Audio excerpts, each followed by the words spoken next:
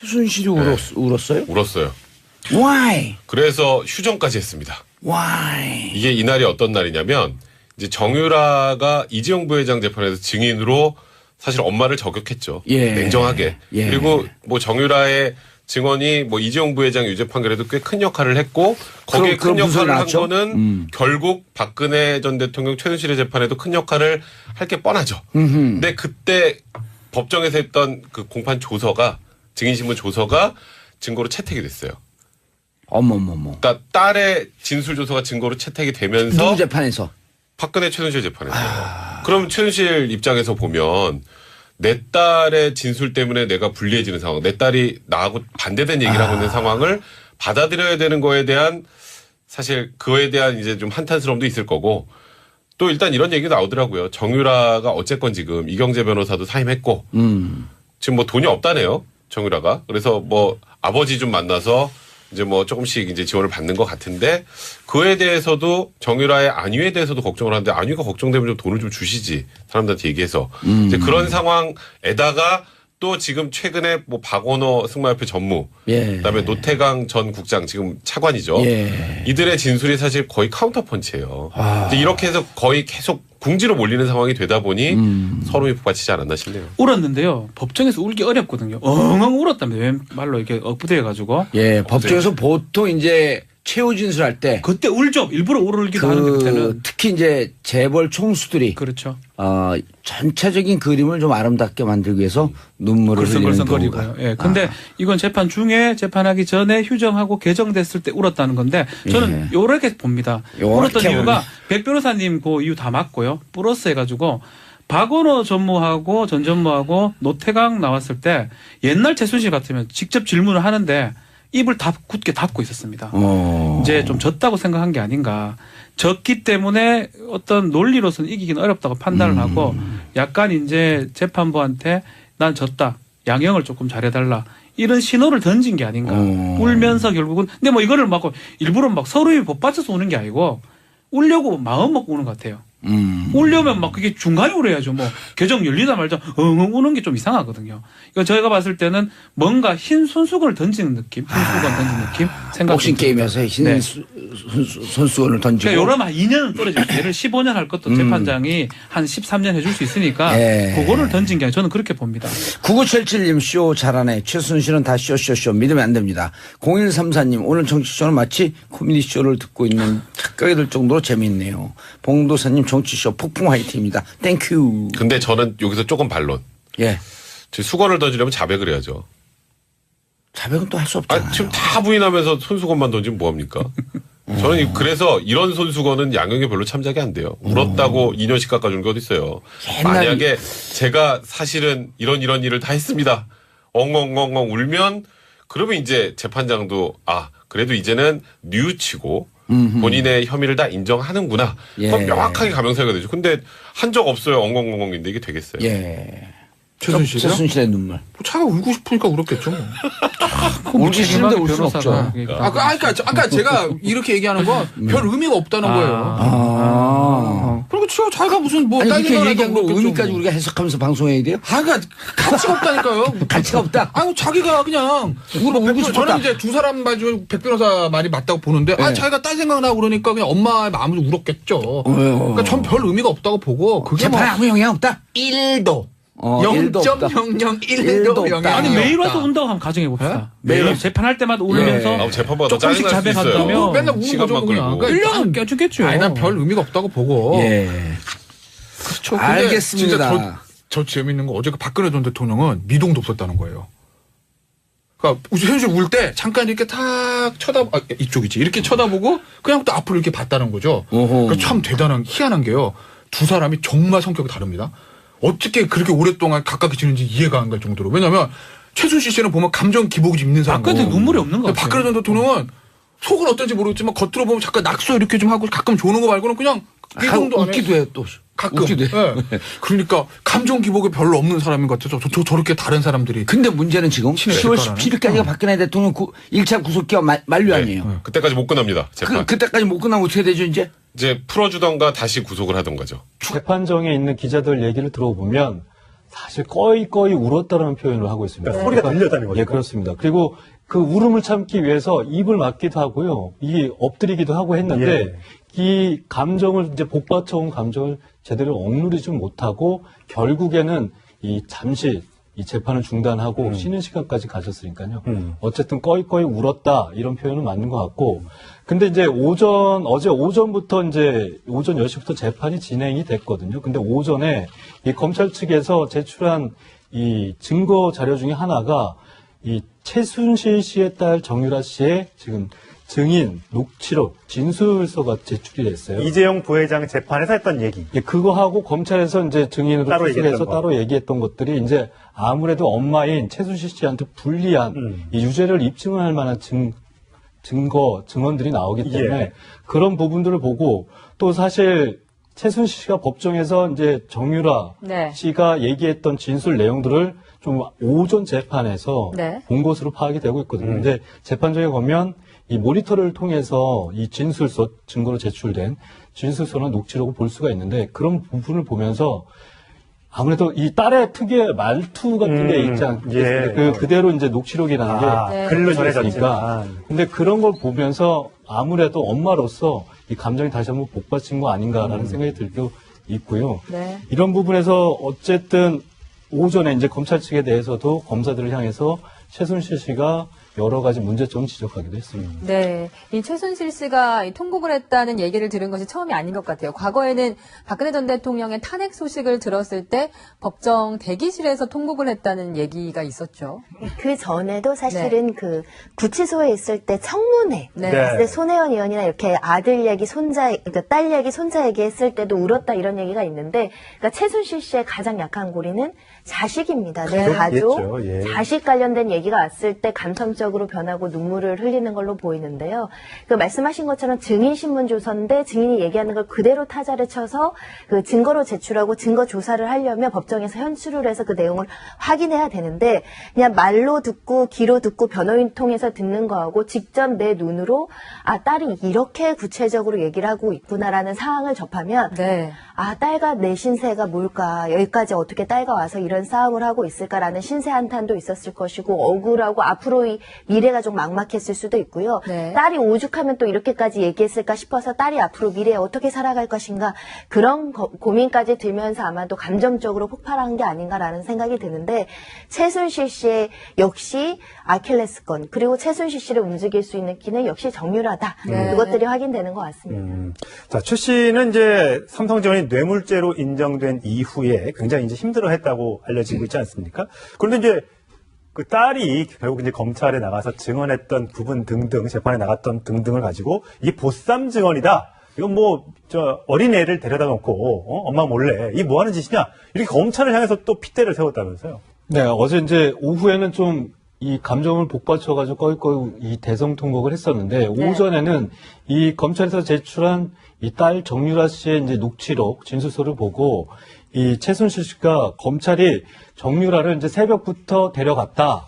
그러니까 미성년자를 표현을 그때 당시에 이제 이 삼성의 지원을, 독일에 승마 지원을 네. 받았을 때 미성년자였거든요. 간접 사실을 갖고 직접 사실인 것처럼 얘기하는 것 자체가 모순이 아니냐 이런 지적들을 했었고요. 또 더군다나 이제 검사를 향해서 웃기지 마십시오 검사님. 네. 웃지 마십시오. 강압 수사가 얼마나 많았는지 뭐 그렇게 완장을 찬 것 같이 회유 조사하고 그게 증언이라고 하면서 대통령과 나를 공범으로 몰고 있다. 이런 식의 이 검찰 수사에 대해서도 이 강한 어조로 비판을 하기도 했습니다. 네, 이 최순실 씨는 정유라 씨 때문에 이렇게 속상해하고 있는데 지금 정유라 씨의 마음은 어떨지 궁금합니다. 정유라 씨 과거 엄마에 대해 이렇게 얘기한 적이 있습니다. 함께 들어보시겠습니다.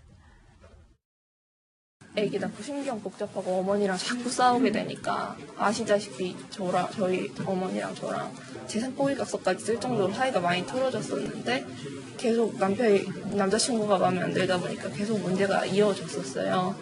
어머니랑 아예 대화를 안 하는 사태까지 왔었고 중간에 항상 박원호 전무님이랑 전무님을 끼고 얘기하는 상황까지 왔었던 거예요. 엄마 만나고 싶어서 오셨던 건가요? 네, 그럼. 사이가 안 좋다 그랬는데 지금은 좀 괜찮아진 겁니까? 네, 당연히 저희 어머니도 갇혀 계시니까 제가 딸로서 와야 된다고 생각했어요.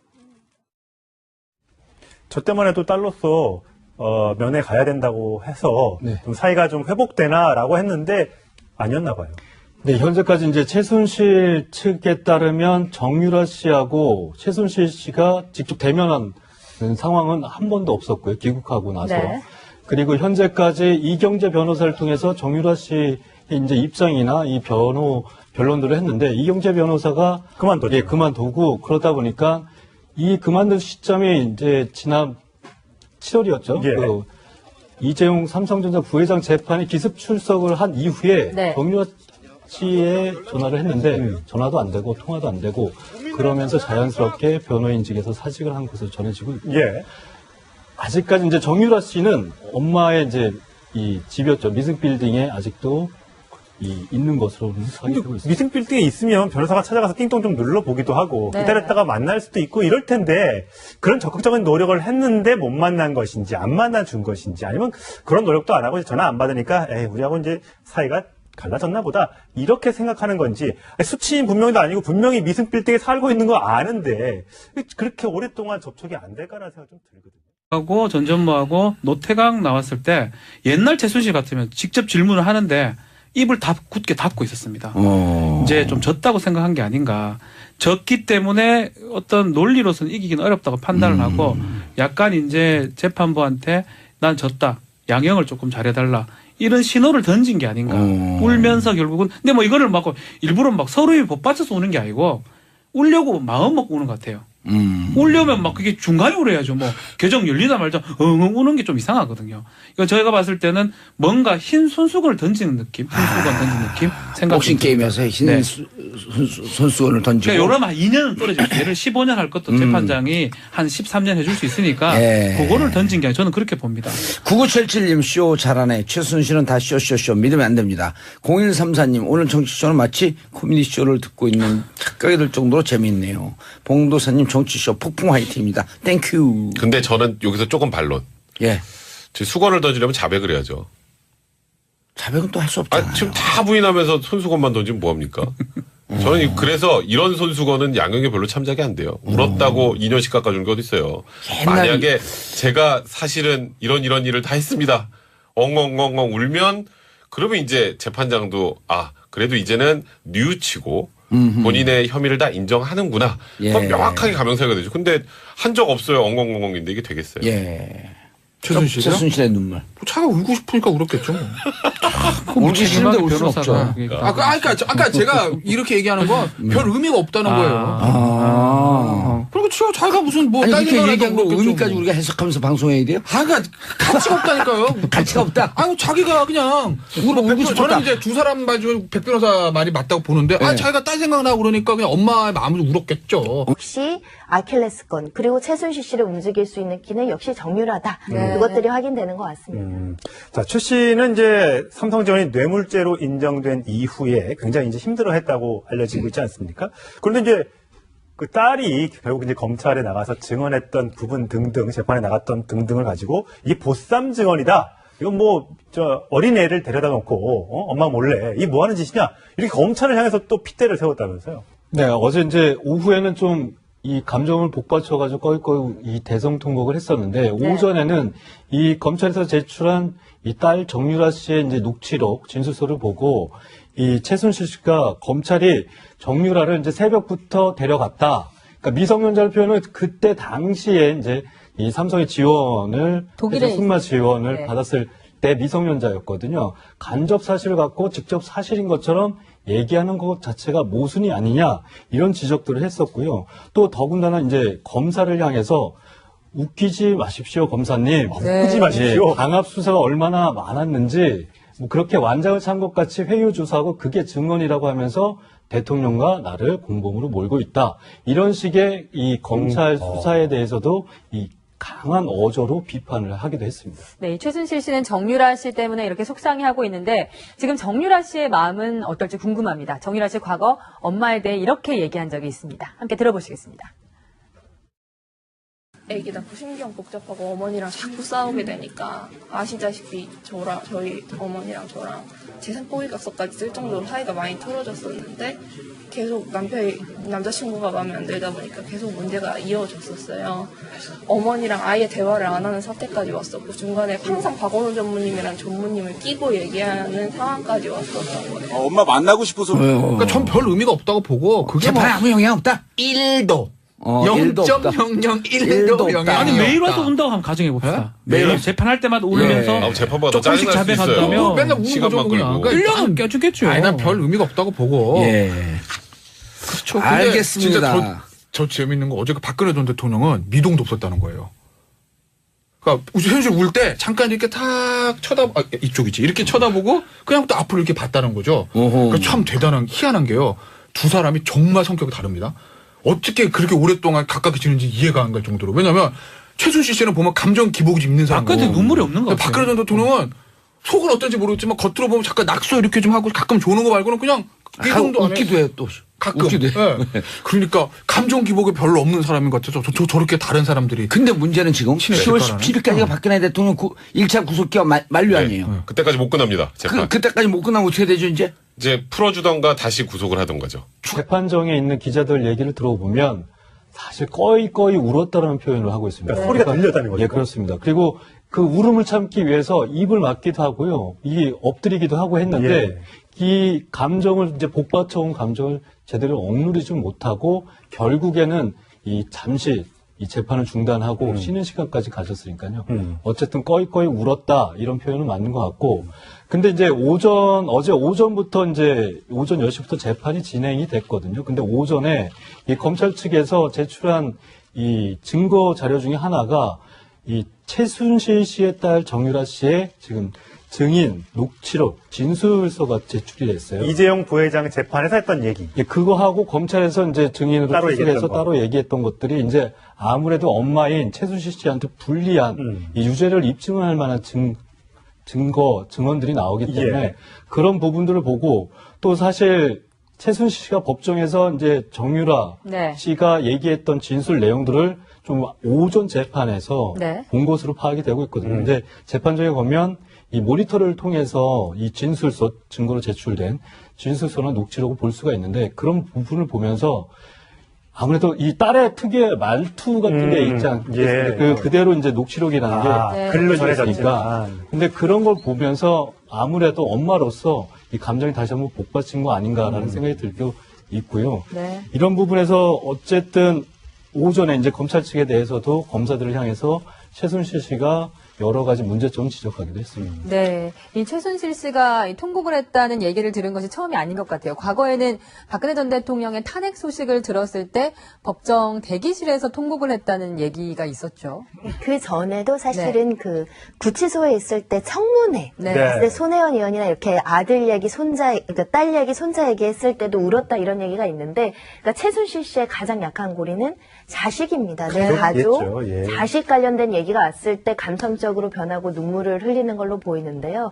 그 말씀하신 것처럼 증인 신문 조서인데 증인이 얘기하는 걸 그대로 타자를 쳐서 그 증거로 제출하고 증거 조사를 하려면 법정에서 현수를 해서 그 내용을 확인해야 되는데 그냥 말로 듣고 귀로 듣고 변호인 통해서 듣는 거하고 직접 내 눈으로 딸이 이렇게 구체적으로 얘기를 하고 있구나라는 상황을 접하면 딸과 내 신세가 뭘까, 여기까지 어떻게 딸과 와서 이런 싸움을 하고 있을까라는 신세 한탄도 있었을 것이고 억울하고 앞으로의 미래가 좀 막막했을 수도 있고요. 딸이 오죽하면 또 이렇게까지 얘기했을까 싶어서 딸이 앞으로 미래에 어떻게 살아갈 것인가 그런 고민까지 들면서 아마도 감정적으로 폭발한 게 아닌가라는 생각이 드는데 최순실 씨의 최순실이 울었어요? 울었어요.